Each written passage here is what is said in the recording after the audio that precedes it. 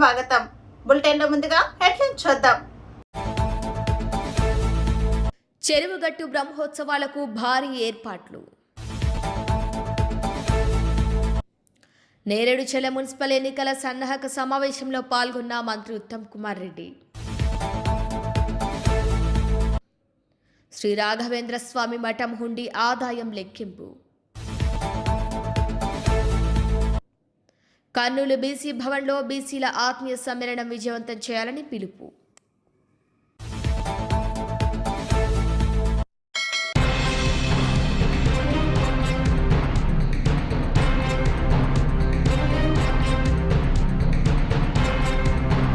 ఇరవై 25న కర్నూలు నగరంలోని బీసీ భవన్లో జరగనున్న జాతీయ బీసీల సంఘం ఆత్మీయ సమ్మేళనాన్ని కలిసికట్టుగా జయప్రదం చేయాలని రాష్ట్ర నాయి బ్రాహ్మణ సంఘం స్టేట్ డైరెక్టర్ వెంకట రాంబాబు, రాష్ట్ర బీసీ సెల్ ప్రచార కార్యదర్శి వేంపేట రాంబాబు పిలుపునిచ్చారు.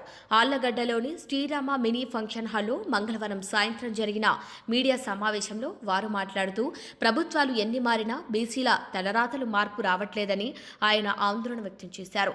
జాతీయ నాయకుడు ఆర్ కృష్ణయ్య ఆధ్వర్యంలో ఎన్నో పోరాటాలు చేసినా ఇప్పటికీ కూడా ఫలితం లేదని ఆయన అన్నారు.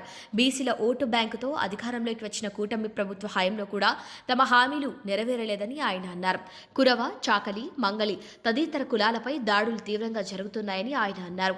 ఈ నేపథ్యంలో బీసీలపై దాడులకు రక్షణ కల్పిస్తూ రక్షణ చట్టాన్ని తీసుకొని రావటం పట్ల ముఖ్యమంత్రి చంద్రబాబు నాయుడుకు స్టేట్ డైరెక్టర్ రాంబాబు కృతజ్ఞతలు తెలిపారు. ఈ కార్యక్రమంలో ఆళ్లగడ్డ తాలూకా రజక సంఘం అధ్యక్షుడు చెదల దిన్నే రమణ, విశ్వ బ్రాహ్మణ సంఘం అధ్యక్షులు రామాచారి, యాదవ్ సంఘం అధ్యక్షులు విజయభాస్కర్ యాదవ్, బీసీ సంఘం జిల్లా నాయకులు వీరేష్ తదితరులు పాల్గొన్నారు. ఈ నెల 25వ తారీఖు ఉమ్మడి కర్నూలు జిల్లా, నంద్యాల జిల్లా కర్నూలులోని బీసీ భవన్ నందు బీసీల ఆత్మీయ సమావేశము ఏర్పాటు చేయడం జరిగినది. దానికి ఈరోజు ఆర్లగడ్డకు వచ్చి ఆర్లగడ్డలో బీసీ సోదరులందరితో కలుపుకొని బీసీ రమణ గారు అయితేనేమి, రామాక్షి అయితేనేమి, తర్వాత బాలవిష అయితేనేమి, సురేష్, తర్వాత వీళ్ళందరితో కలిపి ఆర్లగడ్డ నియోజకవర్గంలో కరపత్రం రిలీజ్ చేయడం జరిగినది. ఈ నెల 25వ తారీఖు ఆదివారము కర్నూలు, నంద్యాల ఉమ్మడి కర్నూలు జిల్లా బీసీల ఆత్మీయ సమావేశము బీసీ భవన్ నందు ఉదయం 10 గంటలకు జరుగును. రాష్ట్రంలో బీసీలకు చట్టసభలలో రిజర్వేషన్ కల్పించాలని, అదేవిధంగా బీసీల ఉద్యోగాలలో రిజర్వేషన్లను కల్పించాలని చెప్పేసి ఈ చర్చా వేదిక ప్రధానంగా మాట్లాడుకోవడం జరుగుతుంది. అదేవిధంగా వచ్చే నెల ఫిబ్రవరి 8వ తారీఖున జాతీయ రాష్ట్ర స్థాయి సమావేశం కూడా విజయవాడలో ఏర్పాటు చేయడం జరుగుతున్నది.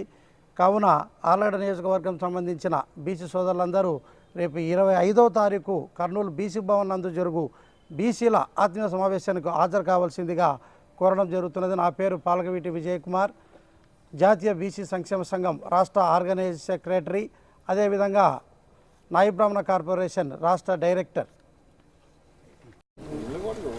జాతీయ బీ సంక్షేమ ఆధ్వర్యంలోని రేపు జరగబోయే జాతీయ బీ సంక్షేమ సంఘం ఆత్మీయ సమావేశం 20వ తారీఖు జరుగుతుంది కర్నూలు నగరంలోని బీసీ భవన్లో.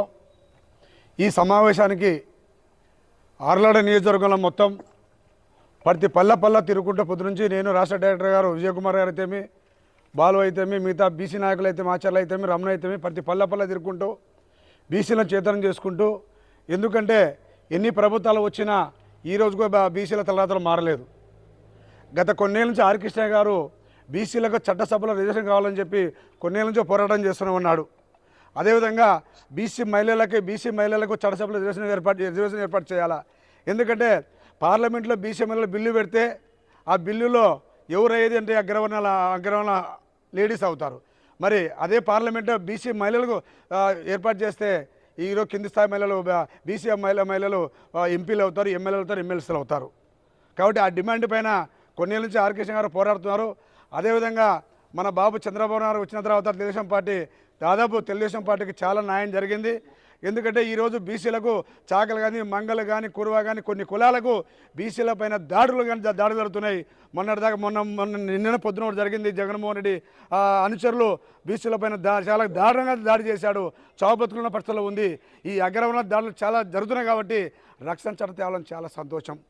ఈ జాతీయ బీసీ సంక్షేమ సంఘం చంద్రబాబు గారు మరిమతి కృతజ్ఞతలు చెందుతున్నాం. అదేవిధంగా అయ్యా బాబు గారు బీసీల కురుతులకు సంబంధించిన బడ్జెట్ గతంలో 2,200 కోట్లు విడుదల చేశారు. ఆ విడుదల ఆగిపోయింది. దయచేసి రేపు బడ్జెట్లో ఉన్న బీసీలకు ఖచ్చితంగా ఆ 2,000 కోట్లు రిలీజ్ చేస్తే బీసీలు బాగుపడతాం. ఎందుకంటే మీరే చెప్తున్నారు తెలుగుదేశం పార్టీ బీసీల పార్టీ అంటున్నారు కాబట్టి ఆ బీసీల పార్టీ కాబట్టి బీసీలకు న్యాయం చేయండి. న్యాయం చేస్తే బాగుంటుంది. అదేవిధంగా రక్షణ చట్టం కాలేజీలలో ఖచ్చితంగా ఫీజులు మీరు కట్టాలని ఎన్నిక పంపడం జరుగుతుంది. చేతులేసి మొక్కుతున్నాం మీ ముఖ్యమంత్రి గారు. ఖచ్చితంగా బీసీ పిల్లల్ని ఖచ్చితంగా ఫీజు రిమెంట్స్ బకాయిలు కాలేజీలకు వచ్చి మా బీసీ పిల్లలకు ఖచ్చితంగా పదవ చదువులు చదివించుకొని కలెక్టర్లు కావాలా, అమెరికా కావాలా. మీరు విదేశీ విద్య కూడా పెట్టారు, విదేశీ విద్యా పథకం పెట్టారు. ఆ విదేశీ విద్య కూడా ఏర్పాటు చేయండి. కాబట్టి రేపు జరగబోయే 20వ తారీఖు కర్నూలు జిల్లాలో ఉమ్మడి జిల్లా నంద్యాల కర్నూలు జిల్లాలో జరిగే సమావేశానికి బీసీలందరూ హాజరు కావాలి. అదే తరుణంలోని రాష్ట్ర వ్యాప్తంగా ఫిబ్రవరి 8వ తారీఖు ఆర్ కృష్ణ నాయకత్వంలోని విజయవాడలోని ఐలాపురం హోటల్లోని రాష్ట్ర సదస్సు జరుగుతుంది. ఈ సదస్సు కూడా అందరూ హాజరు కావాలని కోరుకుంటూ ఒక ముఖ్యం అందరూ రాజకీయ పార్టీలకు చెప్తున్నాను. అయ్యా మీరు అడిగేది బీసీలు ఓట్లాడుతున్నారు కానీ బీసీలను దొక్కుతున్నారు. బీసీలను దొక్కితే మీ పత్రం రాజకీయ పత్రం ఖచ్చితంగా ఉంటుంది కాబట్టి బీసీలను గుర్తించుకోండి. ఏ రాజకీయ పత్రం ఎలక్షన్ల ముందు బీసీలు ఆడతారు, ఆ ఎలక్షన్ అయిపోయిన తర్వాత బీసీలకు మర్చిపోతారు, జెండాలు మోపిస్తారు, మా అజెండా అడుగుతాను. అదేవిధంగా బీసీ కార్పొరేషన్ నిధులు వచ్చి దాదాపు 18 నెలలు అయింది. కార్పొరేషన్ నిధులు ఇవ్వండి. గతంలో జగన్మోహన్ రెడ్డి గారు నిధులు ఇవ్వక చాలా ఇబ్బంది పెట్టారు. ఆ తరుణం లేకుండా బీసీ కార్పొరేషన్లకు నిధులు ఇచ్చి మాకు ఖచ్చితంగా ఆర్థిక విధానంలో బీసీలు న్యాయం చేయాలని కోరుకుంటూ నా పేరు రాంబాబు, జాతీయ బీసీ సంక్షేమ సంఘం.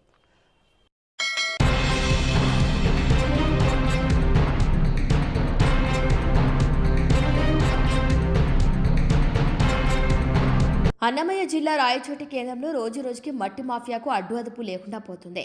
వాగులు వంకలు వంతెన కింద సైతం మట్టిని జేసీబీలు పెట్టి తోడేస్తున్నారు. నిరంతరం ట్రాక్టర్లతో మట్టిని తోడేస్తూ ధనార్జనకు పాల్పడుతున్నారు. సంక్రాంతి సెలవుల నేపథ్యంలో అధికారులు సెలవుల్లో ఉంటారని కొంతమంది మట్టి మాఫియా జేసీబీ ట్రాక్టర్లతో రహదారి పక్కన ఉన్న మాండవ్య నదిలో మట్టిని యథేచ్ఛగా తోలుతున్నారని మీడియా విజువల్స్ తీస్తుండగా అది గమనించిన మట్టి అక్రమదారులు జేసీబీ ట్రాక్టర్లతో పరారయ్యారు. అంతలో చేరుకున్న ట్రాక్టర్ల యజమాని మీడియా వారిని ప్రలోభాలకు గురిచేసే ప్రయత్నం చేసి విఫలమయ్యేసరికి జారుకున్నారు. అప్పటికే మీడియా వారు రెవెన్యూ అధికారికి సమాచారం ఇచ్చి ఉండటంతో అక్కడికి చేరుకున్న రెవెన్యూ తహసీల్దార్ నరసింహకుమార్ అక్రమ తవ్వకాలు జరిపిన వారిపై విచారించి చట్టపరంగా చర్యలు చేపడతామన్నారు. వాగులు వంకలు వంతెన కింద ఎలాంటి మట్టి తవ్వకాలు జరపరాదని, అలా మట్టి తవ్వకాలు జరిగితే వారిపై కఠిన చర్యలు ఉంటాయని తెలిపారు.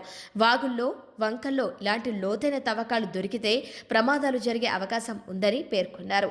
ఇక్కడ తవ్వకాలు జరిపిన వారిపై విచారించి చట్టపరమైన కేసులు నమోదు చేస్తామని పేర్కొన్నారు. నమస్కారం.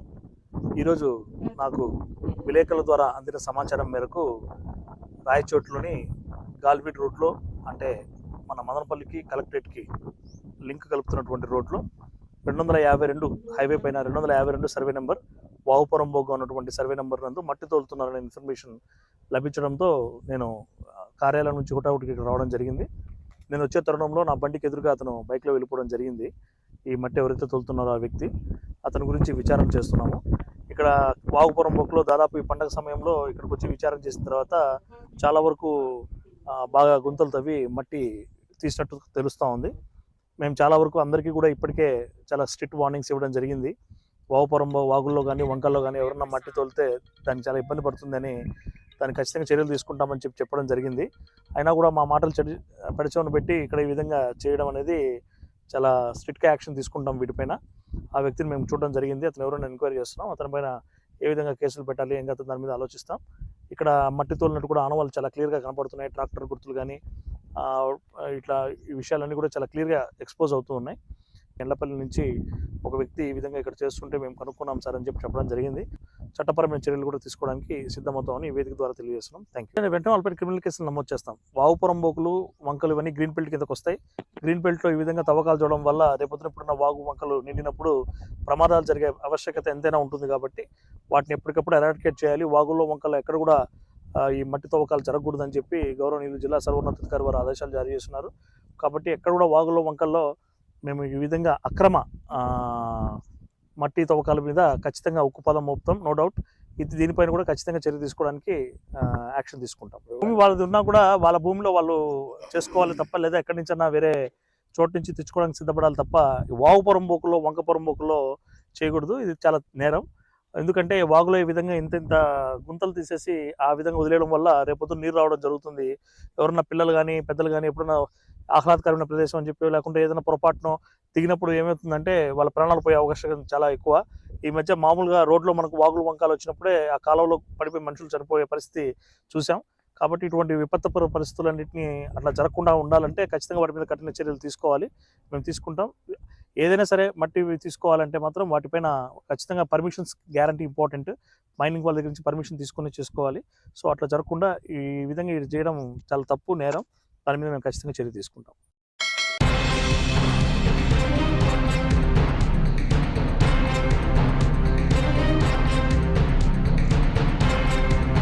నల్గొండ జిల్లా మిర్యాలగూడలో సబ్ రిజిస్టర్ కార్యాలయానికి గాను ఎన్ఎస్పీ క్యాంపులో ఏ గ్రేడ్లో బిల్డింగ్ను సబ్ రిజిస్టర్ ఆఫీస్ భవనాన్ని జిల్లా కలెక్టర్ కేటాయించారు. దాంతో కలెక్టర్ ఆదేశాల నేపథ్యంలో ఎన్ఎస్పీ భవనాన్ని తమ ఆధీనంలోకి తీసుకునేందుకు వెళ్లారు. సబ్ రిజిస్టర్ అధికారులు ఇక్కడే కథ అడ్డం తిరిగింది. తమ శాఖకు చెందిన భవనంపై మీ పెత్తనమేంటని ఎదురు తిరిగారు ఇరిగేషన్ శాఖ అధికారులు. ఇదే భవనాన్ని ఎన్ఎస్పీ డిఈ కార్యాలయానికి కేటాయించినట్లు ఇరిగేషన్ అధికారులు తెలిపారు. తమకు కలెక్టర్ ఆదేశాలు ఇచ్చారని రిజిస్టర్ అధికారులు చెబుతున్నారు. లేదు భవనాన్ని తామే వాడుకోవాలని ఈఈ ఆదేశించినట్లు ఇరిగేషన్ అధికారులు స్పష్టం చేశారు. రెండు శాఖలకు చెందిన అధికారుల మధ్య కాసేపు వాగ్వాదం నడిచింది. ఒకరిపై ఒకరు దూషించుకునే స్థాయికి వెళ్లింది. రికార్డులతో వచ్చిన సబ్ రిజిస్టర్ సిబ్బందిని లోనికి రానియకుండా అడ్డుకున్నారు ఎన్ఎస్పీ అధికారులు. ఇరిగేషన్ శాఖ ఆధీనంలో ఉన్న భవనానికి తాళం వేస్తున్న సబ్ రిజిస్టర్ అధికారులపై గొడవకు దిగటంతో వివాదం మరింత ముదిరింది. వేరే ఖాళీ ఉన్నాయి, చాలా ఖాళీ ఉన్నాయి అంట. పొలిటికల్గా వేరే వాళ్ళు ఎవరెవరు ఉంటున్నారు.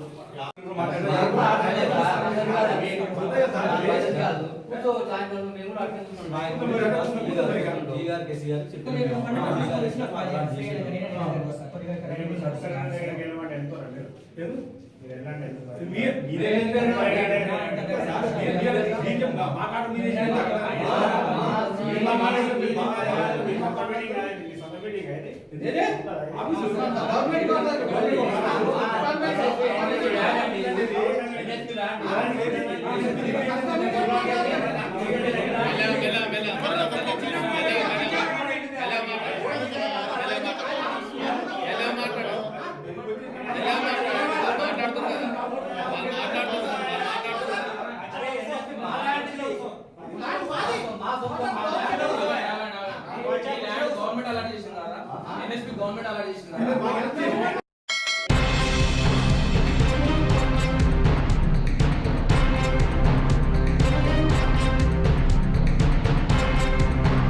ప్రసిద్ధ పుణ్యక్షేత్రం మంత్రాలయం శ్రీ రాఘవేంద్ర స్వామి వారి మఠంకు భక్తుల కానుకల ద్వారా సమర్పించిన డిసెంబర్ నెల 22 రోజుల హుండీ ఆదాయాన్ని గురు రాజంగర భవన్లో లెక్కించారు.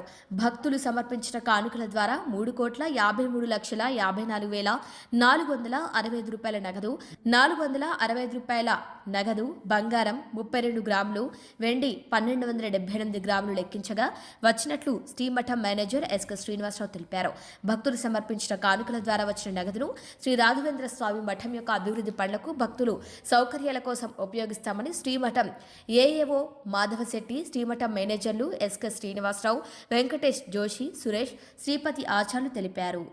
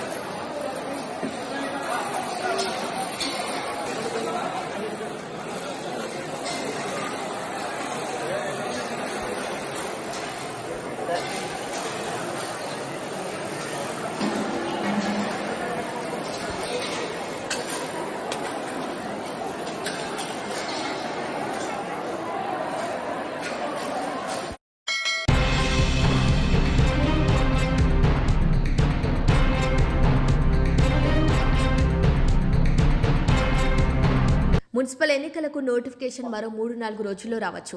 నేరేడుచర్ల మున్సిపాలిటీలో 15 వార్డులకు 15 వార్డులు కాంగ్రెస్ పార్టీ కైవసం చేసుకోవాలి. ఇక్కడ నాయకులు కార్యకర్తలు కలిసి గెలిచే అభ్యర్థులను ఎంచుకొని మొత్తం కాంగ్రెస్ పార్టీ కైవసం చేసుకున్న దిశగా అడుగులు వేయాలి. నేరేడుచర్ల, పాలకవీడు మండలాల్లో గతంలో ఎన్నడూ జరగని అభివృద్ధి పనులు చేశాం. 5,000 ఎకరాల ఆయకట్టుకు నీళ్లందించే దిశగా నిర్మాణం చేపట్టిన లిఫ్ట్ను మరింత నిధులు మంజూరు చేపించి 10,000 ఎకరాల వరకు నీళ్లందించేలా నిర్ణయం తీసుకోవడం జరిగింది. ప్రజల సంక్షేమం కోసం అన్ని విధాలుగా ముందుకు వెళ్తున్నాం. రాష్ట్రంలోనే నెంబర్ 1 నియోజకవర్గంగా తీర్చిదిద్దేందుకు కృషి చేస్తున్నాం. రాష్ట్ర అభివృద్ధి కోసం 1 గంట కూడా వృధా చేయకుండా పనిచేస్తున్నాం. సివిల్ సప్లై విభాగంలో చరిత్ర సృష్టించే విధంగా పనిచేస్తున్నాం. కృష్ణా గోదావరి జలాల వినియోగంలో మనకు ఒక్క చుక్క కూడా నష్టం జరగకుండా పోరాటం చేస్తున్నాం. సాగర్ ఆయకట్టు పరిధిలో రికార్డు స్థాయిలో ఇవాళ పంటలు పండుతున్నాయి. అదేవిధంగా మద్దతు ధర ప్రకటించి వడ్లు కొంటున్నాం. ఇక్కడ ఈరోజు నేను మీ పట్టణం మండలం కాని వాళ్ళని ముందుగా 15 మంది అబ్జర్వర్లని ఈరోజు సాయంత్రం వరకు ప్రకటిస్తాను. మీరు ఎవరెవరైతే కౌన్సిలర్గా పోటీ చేయదలుచుకున్నారో దయచేసి దరఖాస్తు చేసుకోండి. ఈరోజు సాయంత్రం రేపు ఉదయం వరకు ఆ కార్యక్రమం పూర్తి కావాలి. ఆ అబ్జర్వర్లకి సరే కొంత వాళ్ళు న్యూట్రల్ గా ఉండాలని బయట నుంచి పెడుతున్నాం. కొంత ప్రతి వార్డులో గెలిచే విధంగా అంటే పూర్తిగా 100% వాళ్ళు చెప్పిందే చేస్తున్నాం కానీ వాళ్ళ నుంచి కొంత అంచనాలు తీసుకుంటాం. మరి మీరు పట్టణంలో మండలంలో పెద్దలందరూ కూడా ముందుకు 15కి 15 మంది బెస్ట్ అవైలబుల్ అందుబాటులో ఉండి పోటీకి సిద్ధంగా ఉన్న అభ్యర్థుల్లో బెస్ట్ పాసిబుల్ అభ్యర్థులని ఎంపిక చేసే పని ఇమ్మీడియట్ గా పూర్తి చేసుకుంటాం. అయితే మరి నాకు కొంతమంది ఇక్కడ కాదు హుజూర్ నగర్ లో మాట్లాడిన విషయం అంటే వాళ్ళు కొన్ని వార్డులు వాళ్ళు మేము యునానిమస్ చేసుకుంటామని చెప్పి వాళ్ళు కోరుకోవడం జరిగింది. అదంతా స్థానికంగా నేను ఆ వార్డులో ఉన్న పరిస్థితులు బట్టి మీరు ముందుకు పోండి. ప్రత్యేకమైన ఇదేం లేదు. అదేవిధంగా ఇతర పార్టీల పొత్తుతో విషయం కూడా మరి ఏ వార్డుకి ఆ వార్డులో మరి ఆ అభ్యర్థుల బట్టి డిసైడ్ చేయమని చెప్పి మేము రిక్వెస్ట్ చేస్తున్నాం. రాష్ట్ర పార్టీ నుంచి స్పెసిఫిక్ గా ఏం లేదు. స్థానికంగా ఆ వార్డులో ఆ మున్సిపాలిటీలో ఉన్న పరిస్థితిని బట్టి నిర్ణయం తీసుకోవాల్సిందిగా మరి మనందరం కూడా ఆ విధంగా ముందుకు పోదామని చెప్పి నేను ప్రకటిస్తాను. మరి నేరేడుచర్ల మున్సిపాలిటీకి నేను ఇక్కడ ఎమ్మెల్యే కాకముందు ఎమ్మెల్యే అయినాక ఏ విధంగా నేరేడుచర్ల మున్సిపాలిటీ మారిందో విలేకరు మిత్రులు మీరే దాన్ని అంచనా వేసి జనానికి తెలియజేసిన అవసరం ఉంది. నేరేడుచర్ల మున్సిపాలిటీపై నా దృష్టికి వచ్చిన అన్ని విషయాలపై దృష్టి పెట్టి నేరేడుచర్ల మున్సిపాలిటీ మరి వేగవంతంగా అభివృద్ధి చేయడానికి పలు కార్యక్రమాలు చెప్పినాం. ఇప్పుడు వెంకటరెడ్డి గారు చాలా విషయాలు చెప్పిండు. ఇంకొక 15 కోట్లు మంజూరై ఇప్పుడు టెండర్ ప్రక్రియ స్టేజ్ లో ఉంది. అది కూడా వెంటనే ఆ టెండర్ పూర్తి చేసి పనులు మొదలుపెట్టే విధంగా కృషి చేస్తాం. అదేవిధంగా నేరేడుచర్ల పాలకీడు మండలాల్లో గతంలో ఎవరు ఊహించని విధంగా మరి అభివృద్ధి కార్యక్రమాలు చేపట్టిన విషయం ఒక్కసారి నేను గుర్తు చేస్తాను. నిన్నటికి నిన్న పాలకీడు మండలంలో ఉన్న జాన్పాడ్ లిఫ్ట్ ఇరిగేషన్ స్కీమ్ కి విలేకరులకు నేను పూర్తి వివరాలు ఇస్తాను. గారు మీకు పంపిస్తే మీరు వాళ్ళకి ఇచ్చేసేయండి. మరి దాన్ని ఆ జాన్పాడ్ లిఫ్ట్ ఇరిగేషన్ స్కీమ్ కింద మరి ఇదివరకు 5,000 ఎకరాలకి ఆయకట్టుకి నీళ్లు అందించే విధంగా ఉంటే మొన్న మేడారంలో సాయంత్రం పూట జరిగిన కేబినెట్ మీటింగ్ లో నేను ముఖ్యమంత్రి గారిని ఉప ముఖ్యమంత్రిని నా కేబినెట్ గురించి ఒప్పించి అది 10,000 పైచిల్లర ఎకరాలకి ఆ యొక్క లిఫ్ట్ ఇరిగేషన్ మరి ఆ అంచనాలు పెంచి ఎక్కువ ఆయకట్టుకు నీళ్ళు వచ్చే విధంగా చేస్తున్నాం. అదేవిధంగా జాన్పాడ్ మేజర్ కి, ముక్త్యాల మేజర్ కి, కోదాడులో ఉన్న R9 లిఫ్ట్ ఇరిగేషన్ స్కీమ్ కూడా మరింత ఈ కాలువల విషయంలో లైనింగ్ కి, అదేవిధంగా ఈ 2 లిఫ్ట్ల సమర్థత పెంచుతూ ఎక్కువ ఆయకట్టు పెంచే విధంగా కొత్త అంచనాలు రివైజ్ ఎస్టిమేట్స్ మంజూరు చేయడం జరిగింది క్యాబినెట్. ఇప్పుడు ఇవన్నీ కలిపి జాన్పాడ్ లిఫ్ట్ స్కీమ్ దానికి అదనంగా 181 కోట్లు మంజూరు చేయించి 10,000 ఎకరాల ఆయకట్టుకి అది ముందుకు పోతుంది. అదేవిధంగా రోడ్ల విషయంలో విద్య, వైద్య, మరి ఆరోగ్యం, ప్రజల సంక్షేమంలో అన్ని విషయాల్లో మనం వేగవంతంగా ముందుకు పోతున్నాం. హుజూర్ నగర్ కాన్స్టిట్యున్సీని రాష్ట్రంలోనే నెంబర్ 1 కాన్స్టిట్యున్సీగా నిలబెట్టాము. మీ ఎమ్మెల్యేగా, ఈ రాష్ట్ర మంత్రిగా మీరందరూ గర్వపడే విధంగా ముందుకు పోతుందని చెప్పిన నేను కొంత ఆత్మ సంతృప్తి తెలియజేస్తున్నా. మనం ఈసారి ఎమ్మెల్యేగా ఎంపికైన తర్వాత, ఈసారి మంత్రి అయిన తర్వాత నేను ఒక్క రోజు 1 గంట కూడా సెలవు తీసుకోవాలి.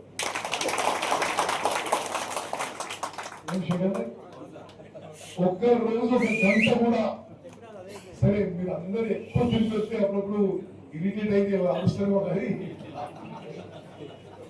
ఒక్క రోజు కూడా వాస్తవంగా ఈ రోజు కూడా నాకు ఒక అనారోగ్యంగా పొద్దున పోదామవుతుంది అనుకున్నా, కానీ మీరు అందరూ మీట్ చేస్తారని చెప్పి కొంత సిక్ ఉన్నా సరే బయలుదేరు.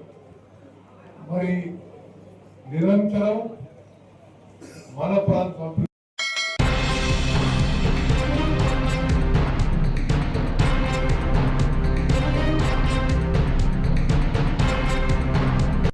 నల్గొండ జిల్లా నార్కట్పల్లి మండలంలోని ప్రసిద్ధ పుణ్యక్షేత్రం చెరువుగట్టు శ్రీ పార్వతీ జడల రామలింగేశ్వర స్వామి దేవస్థానంలో బ్రహ్మోత్సవాలు ఈ నెల 23వ తేదీ శుక్రవారం నుంచి 30వ తేదీ వరకు అంగరంగ వైభవంగా జరగనున్నాయి. తెలంగాణ 2వ శ్రీశైలంగా పేరు పొందిన ఈ ఆలయానికి రాష్ట్రంతో పాటు పక్క రాష్ట్రాల నుంచి కూడా లక్షలాది మంది భక్తులు తరలివస్తారని అధికారులు అంచనా వేస్తున్నారు. బ్రహ్మోత్సవాల ఏర్పాట్లపై జిల్లా కలెక్టర్ చంద్రశేఖర్, ఎస్పీ, స్థానిక ఎమ్మెల్యే వేముల వీరేశం కలిసి సంబంధిత శాఖల అధికారులతో సమీక్ష సమావేశం నిర్వహించి భక్తులకు ఎలాంటి అసౌకర్యం కలగకుండా చర్యలు తీసుకోవాలని ఆదేశించారు. స్వామివారి కళ్యాణం, ఒడిబియ్యం, అగ్నిగుండాలు, అశ్వవాహన సేవ, గ్రామోత్సవం వంటి ప్రధాన ఘట్టాలకు అన్ని ఏర్పాట్లు పూర్తయ్యాయని ఆలయ ఈవో మోహన్ బాబు తెలిపారు. శనివారం తెల్లవారుజామున స్వామివారి కళ్యాణం, ఆదివారం అగ్నిగుండాలు, సోమవారం అశ్వవాహన సేవ, బుధవారం సాయంత్రం గ్రామోత్సవంతో జాతర ముగియనుంది. కళ్యాణాన్ని తిలకించేందుకు లక్షలాది మంది భక్తులు హాజరవుతారని భావిస్తూ బారికేడ్లు, లైటింగ్, మైక్ సిస్టమ్, భద్రతా ఏర్పాట్లను చేపట్టారు. పోలీసు, రెవెన్యూ, ఆలయ అధికారులు పూర్తి స్థాయిలో పర్యవేక్షణ చేస్తామని నార్కట్పల్లి సిఐ నాగరాజ్ తెలిపారు. అయితే కోట్లలో ఆదాయం వచ్చే ఈ దేవస్థానంలో భక్తులకు కనీస సౌకర్యాలు కల్పించడంలో దేవాదాయ శాఖ విఫలమవుతోందని భక్తులు ఆగ్రహం వ్యక్తం చేస్తున్నారు. ముఖ్యంగా ఘాట్ రోడ్డుపై ట్రాఫిక్ సమస్య తీవ్రంగా ఉండటంతో జాతర అమావాస్య రోజులో గంటలు తరబడి వాహనాలు నిలిచిపోతున్నాయని చెబుతున్నారు. తాగునీరు, మరుగుదొడ్ల సౌకర్యాలు లేక మహిళలు, వృద్ధులు తీవ్ర ఇబ్బందులు ఎదుర్కొంటున్నారని భక్తులు వాపోతున్నారు. ఇప్పటికైనా సంబంధిత అధికారులు స్పందించి భక్తులకు మౌలిక సదుపాయాలు మెరుగుపరచాలని భక్తులు కోరుతున్నారు.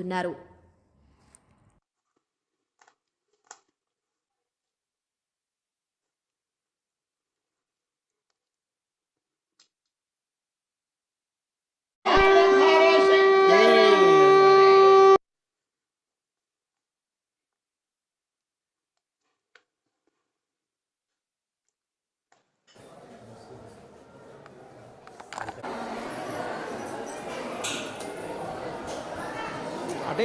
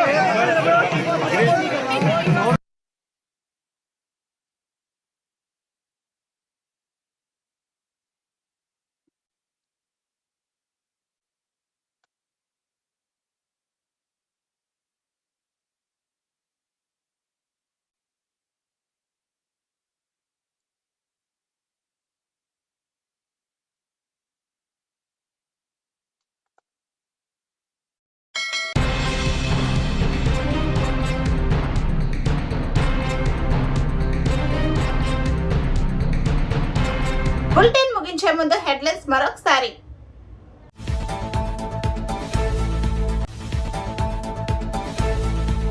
చెరువుగట్టు బ్రహ్మోత్సవాలకు భారీ ఏర్పాట్లు. నేరేడుచెల మున్సిపల్ ఎన్నికల సన్నాహక సమావేశంలో పాల్గొన్న మంత్రి ఉత్తమ్ కుమార్ రెడ్డి. శ్రీ రాఘవేంద్ర స్వామి మఠం హుండీ ఆదాయం లెక్కింపు.